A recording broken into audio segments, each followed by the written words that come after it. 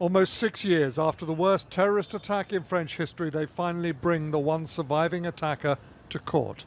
Central Paris, around the Palais de Justice, locked down so that Salah Abdeslam and 13 others can face hundreds of victims and accusers over the next 9 months.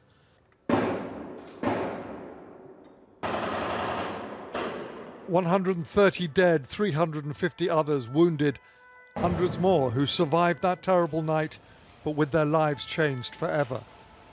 They were coordinated attacks right across the French capital, planned and executed with calculated savagery." Olivier LAPLAUD, who escaped with his wife through a rear entrance of the Bataclan, will go to the trial and give evidence if asked. When you are facing such horror and barbarism,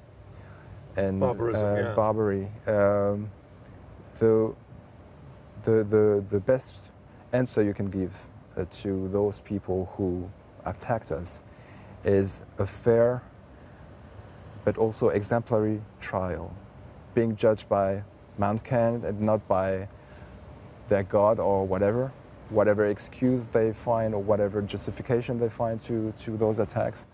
But for others who'll be represented here by their lawyers, even 6 years later, this trial is not something they could go through. Some don't want to come, some are themselves denying their own condition of victims. Some don't dare to come to Paris because it brings a lot of reminiscences.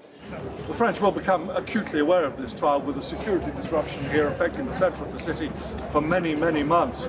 But most believe it a price worth paying to establish that the last word will be had by their justice system. Establishing guilt or otherwise will be just part of the task here. The court will also want to know who masterminded these attacks from afar, and how much more could the French state have done to stop them.